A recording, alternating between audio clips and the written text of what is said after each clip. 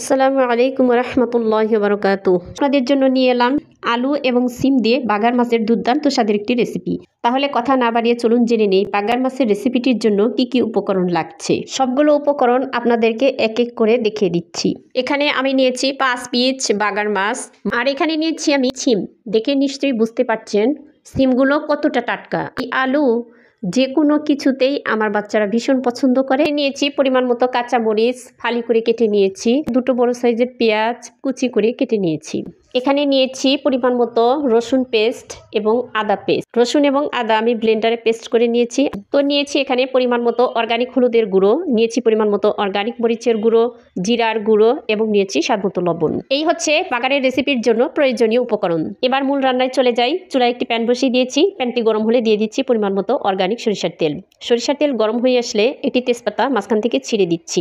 তেজপাতা গরম হলে দিয়ে দিচ্ছি আদা এবং রসুন পেস্ট। আদা এবং রসুন পেস্ট তেলের সাথে ভালো করে ফ্রাই করে নিচ্ছি যতক্ষণ পর্যন্ত না আদা এবং রসুনের কাঁচা গন্ধ দূর হয়ে যায়। তো আদা এবং রসুন ফ্রাই করার পর দিয়ে দিচ্ছি পেঁয়াজ কুচি এবং কাঁচামরিচ কুচি।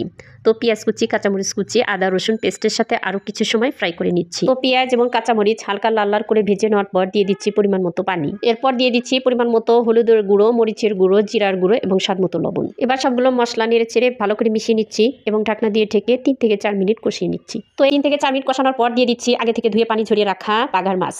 বাগার মাছ দিয়ে মশলার সাথে ভালো করে নেড়েচেড়ে মিশিয়ে নিচ্ছি। যেহেতু অনেক বড় সাইজের বাগার মাছ, সেজন্য এক পিঠ কষানো হয়ে গেলে উল্টে দিয়ে আরেক পিঠ কষিয়ে নিব। এভাবে 5 মিনিট কষিয়ে নিব। রান্না দেরি হয়ে গেলে বাচ্চাদের ক্ষুধা লাগলে অনেক সময় আমি এই কষানো মাছ দিয়ে খাওয়ানোর চেষ্টা করি। কষানো মাছ কে কে খেতে পছন্দ করেন অবশ্যই কিন্তু কমেন্ট করে জানাবেন।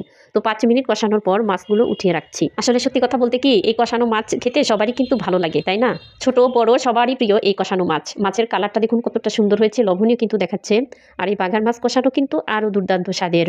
আপনারা কে কে পছন্দ করেন আর কে কে পছন্দ করেন না অবশ্যই কিন্তু কমেন্টে জানাবেন। সবগুলো মাছ উঠিয়ে নেওয়ার পর অবশিষ্ট মশলার মধ্যে আলু এবং সিম দিয়ে দিচ্ছি এবং সাথে একটু লবণও দিয়ে দিচ্ছি। এবার আলু সিম মশলার সাথে ভালো করে মিশিয়ে নিচ্ছি এবং ঢাকনা দিয়ে ঢেকে প্রায় 5 মিনিটের মতো কষিয়ে নিচ্ছি। এই কষানোর সময় অবশ্য বারবার আমি ঢাকনা খুলে নেড়ে চেড়ে দিয়েছি, আবার ঢাকনা দিয়ে ঢেকে দিয়েছি।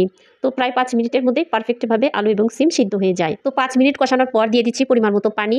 পানি দিয়ে ঢাকনা দিয়ে ঢেকে কুক করে নিচ্ছি এবং বলক আসা পর্যন্ত অপেক্ষা করছি। পুরোপুরি বলক চলে আসলে দিয়ে দিচ্ছি আগে থেকে কষিয়ে রাখা মাছ দিয়ে চামচ দিয়ে আলতো করে নেড়ে চেড়ে ঝোলের সাথে মিশিয়ে নিচ্ছি এবং ঢাকনা দিয়ে ঢেকে আরও কিছু সময় কুক করে নিচ্ছি। তো কিছু সময় কুক করার পর ঢাকনা খুলে নেড়ে চেড়ে স্বাদ দ্বিগুণ বাড়ানোর জন্য দিয়ে দিচ্ছি সামান্য পরিমাণে জিরার গুঁড়ো। অবশ্যই আপনারা নামানোর আগে জিরার গুঁড়ো দেওয়ার চেষ্টা করবেন। তো সব কিছু দেওয়ার পর ঢাকনা দিয়ে ঢেকে আরও কিছু সময় কুক করে নিচ্ছি। তো এবার চুলাটা আমি বন্ধ করে দিচ্ছি। আমার রান্না কমপ্লিট। দেখুন রান্নাটা কেমন হলো অবশ্যই কিন্তু কমেন্ট করে জানাবেন।